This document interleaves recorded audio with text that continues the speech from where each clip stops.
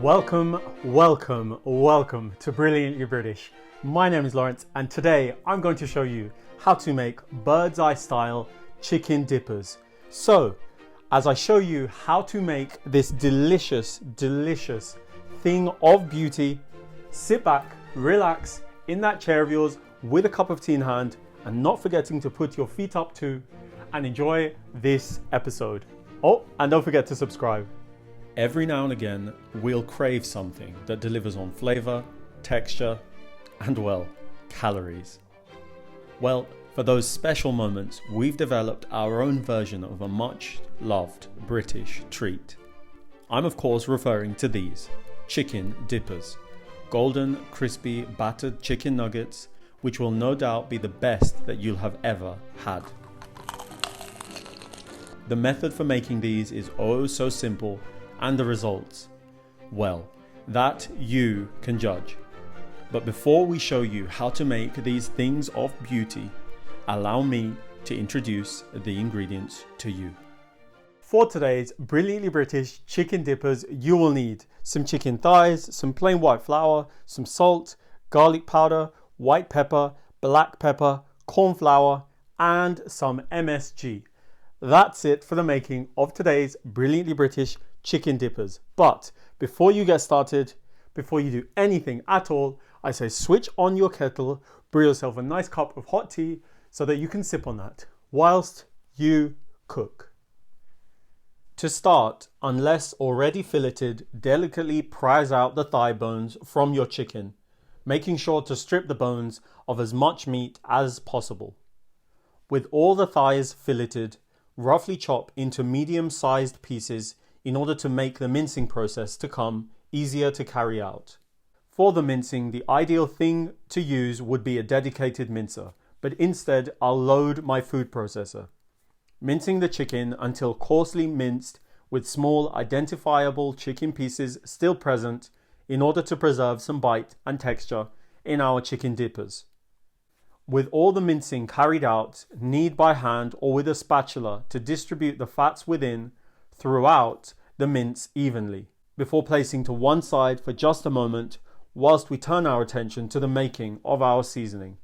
In a small bowl, mix salt, garlic powder, white pepper, black pepper, and MSG, kneading these into your mince for at least 5 minutes in order to guarantee a consistent flavour throughout. Thus far, we have avoided getting our hands involved, but that ends now. So on a well-floured tray or two, evenly portion and form the mince into the characteristic chicken dipper shape, which for those unfamiliar resembles the shape of a keyhole or a pear. At this stage, each dipper may seem overly large, but what you'll find is that they'll shrink by at least half once cooked to the perfect size. With all the mince portioned and formed, while still in a fragile state, dust and roll thoroughly in flour, coating on all sides before dusting off any excesses. Use this step also to encourage the dippers into the ideal shape. After having coated your dippers, transfer to a freezer-friendly container before relocating to your freezer for at least an overnight period. Welcome back. So, before frying our dippers in a medium-sized bowl, season corn flour with some salt, incrementally whisking in cold water to form a light batter. As you can see, I'll be deep fat frying in a deep cast iron pan and a steel saucepan, making sure to fill them no more than halfway. With the oil hot and the batter made, coat each of your dippers, then carefully tease them in, preferably with tongs, making sure not to overcrowd your pans. So I'd recommend no more than 4 in a pan at a time. In order to ensure that sticking is avoided, keep the dippers moving in the pans, which allows you to know the best time to turn them over so that they brown evenly on both sides. The dippers should take 15 to 17 minutes to cook and should start to show signs of a crust as well as bronze after 5 minutes of cooking. As the 15-minute mark approaches, for best results, prepare a wire rack over a tray in order to preserve the crust you will have developed.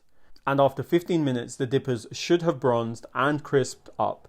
So carefully remove them from your pans, and just as a precautionary step, probe the dippers, making sure that at the thickest part they have an internal temperature of at least 75 degrees Celsius. Any with a temperature below that should be immediately returned to your pan to cook further. But with all of them cooked, I think now would be the time for tasting. Are you ready? Are you steady? I'm shivering, I'm shaking because I know this is going to be fantastic. But anyway, let's get this over and done with. 3, 2, 1.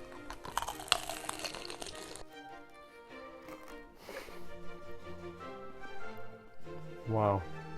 You know, as I chew on this, as I hold this in my hand with a small plate of our homemade tomato chutney that you need to have right beside you, follow the link there. I just think to myself, you know, no matter how bad things get, ever, life isn't that bad, you know. Life just becomes amazing.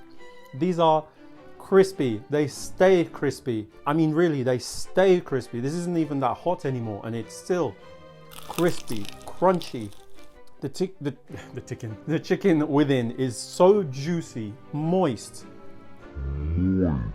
Capital M. Oh, it's fantastic. I could eat a bucket of them. Probably someone should offer a bucket of them. They are amazing. They are brilliant. They are brilliantly British.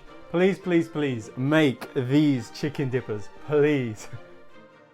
Thank you all for allowing me to show you how to make chicken dippers at home from scratch yourselves. Knowing that you loved this episode, please don't forget to click on the like button, the subscribe button, and the notification button so that you don't miss any of our new releases.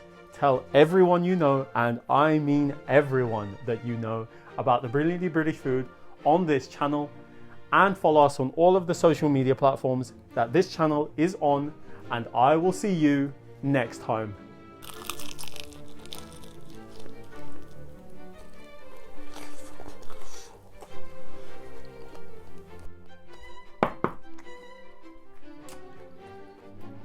Please, please, please make these. What do you call them?